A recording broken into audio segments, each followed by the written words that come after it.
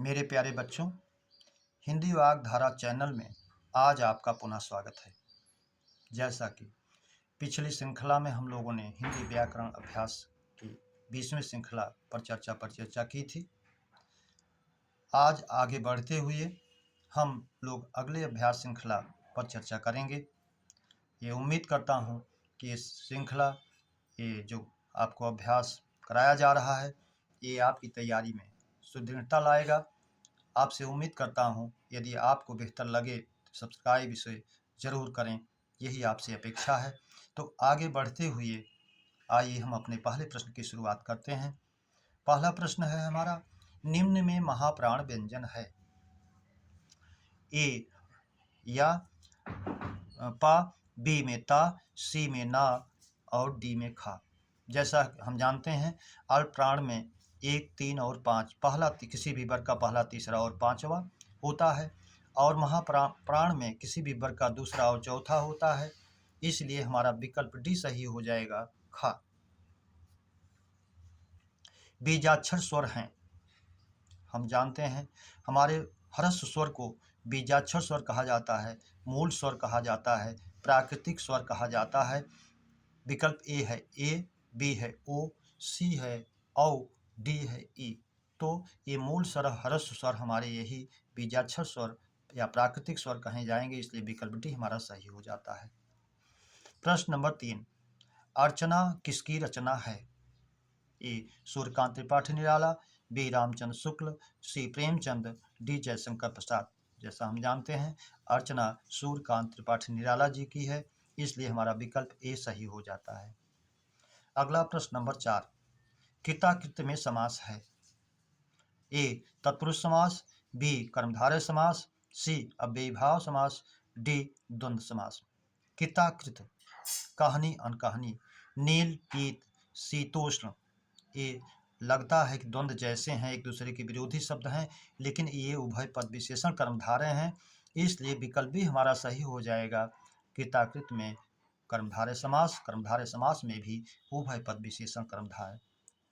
प्रश्न नंबर 5, अमरेंद्र अपना कार्य स्वयं करता है में सर्वनाम। ए संबंधवाचक, बी निजवाचक, सी निश्चयवाचक, डी अनिश्चयवाचक। जैसा कि हम जानते हैं जिसमें स्वयं, अपना, खुद, स्वतः, अपने आप ऐसे आते हैं वाचक चिन्ह, वह जो है निजवाचक सर्वनाम होता है, इसलिए विकल्प भी हमारा सही हो जाएगा, निजवाचक। प्रश्न नंबर 6, घोड़ा पालतू जानवर है। घोड़ा पालतू जानवर है में विशेषण है। ए संख्यावाचक विशेषण, बी गुणवाचक, सी परिमाणवाचक, डी सार्वनामिक विशेषण।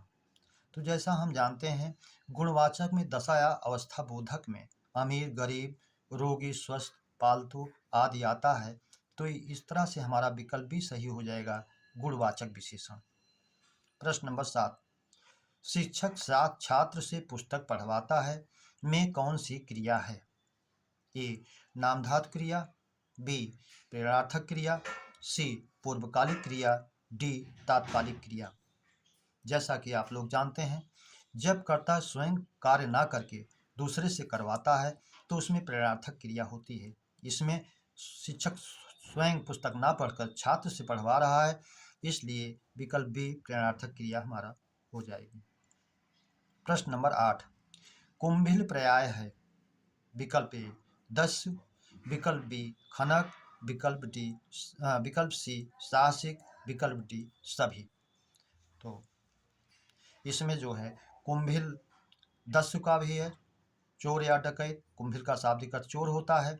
खनक जो खुदाई करके चोरी का कार्य करता है, इसलिए खनक कहा गया। खनक श्रमिक का भी पर्यायवाची हो जाता है।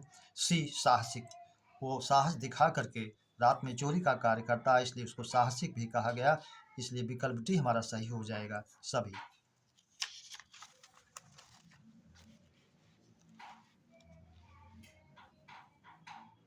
आगे बढ़ते हुए प्रश्न नंबर 9, कनक का अनेकार्थी है।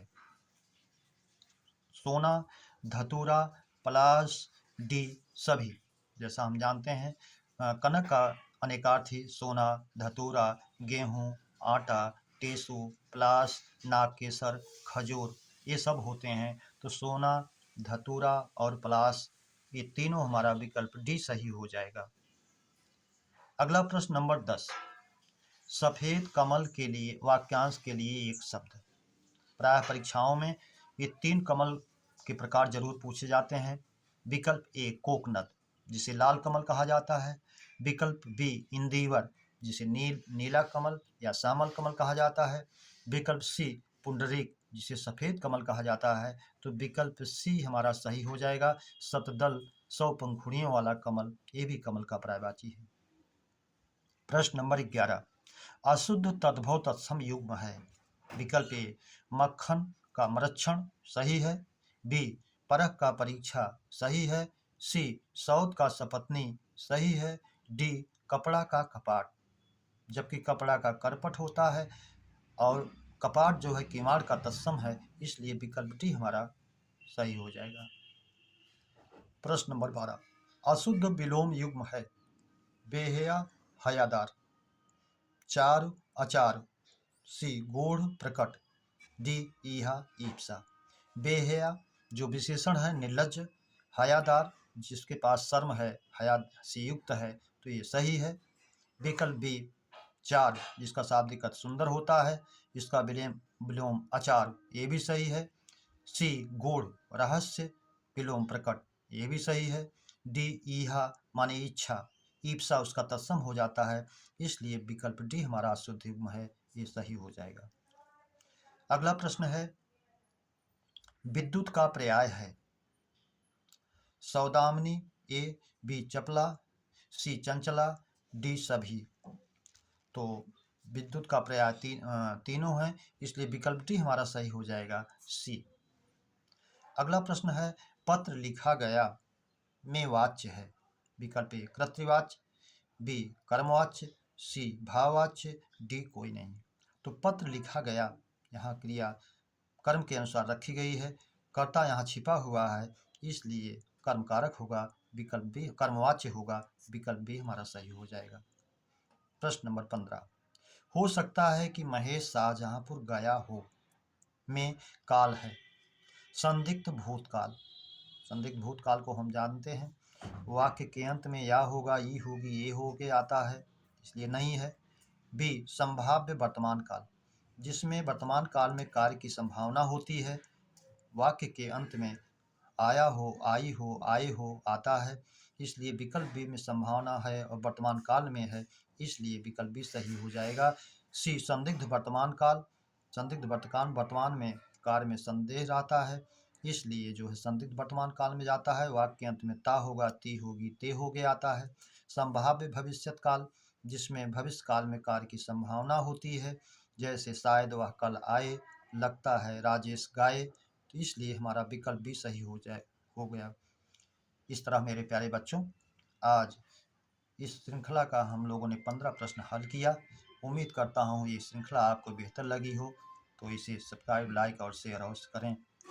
और अगले श्रृंखला के मिलन तक आपको हृदय से सबको धन्यवाद।